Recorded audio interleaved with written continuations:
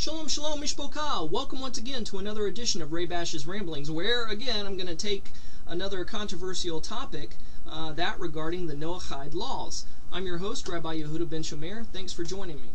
The Noachide Laws are laws that have been derived from the account of Noah and the flood in the book of Genesis, and it's only a handful of laws that Rabbinical Judaism says that only Gentiles have to keep and Gentiles have to follow. Those are the only ones they have to follow. They don't have to follow the 613 commandments of Torah.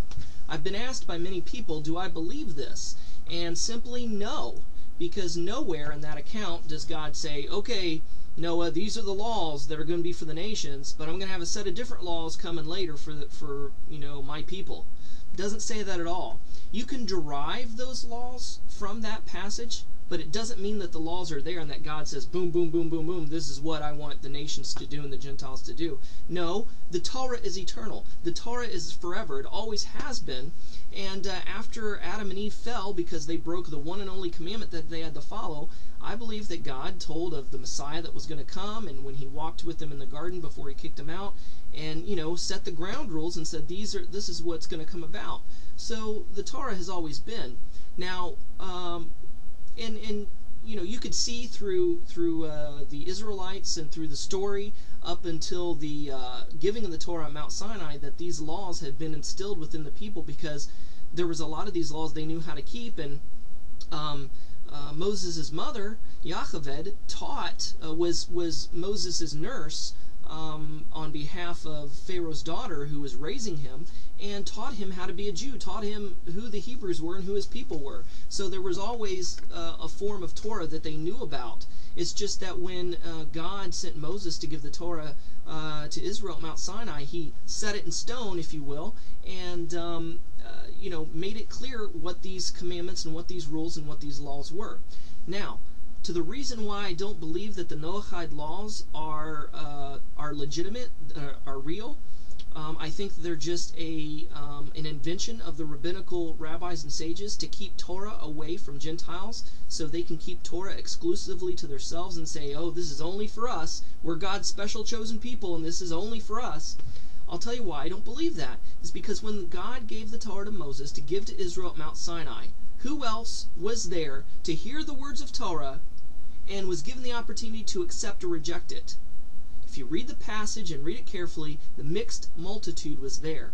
Who is the mixed multitude? According to rabbinical tradition and according to my beliefs, that there was at least one representative of all the 70 nations that were known and existent at that particular time that left Egypt while the getting was good and followed Israel, and they were the mixed multitude.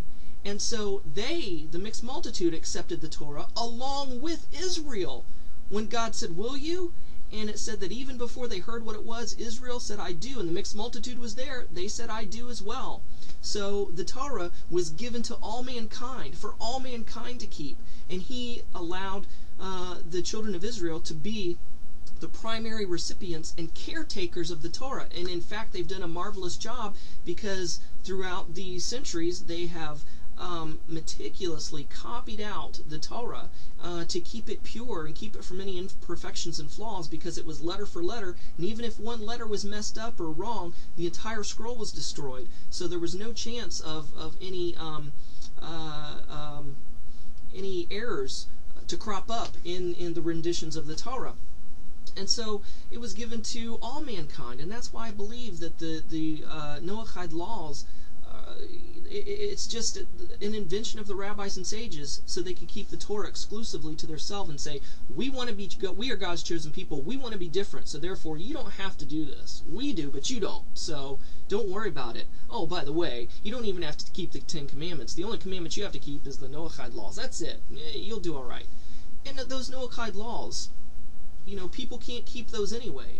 A Gentile can't expect to be saved or can't expect to go to heaven by keeping the Noachide laws, because they can't fully keep them perfectly, just like we Jews can't perfectly 100% keep Torah. Keeping the Torah perfectly is not the meaning or the gist of Torah.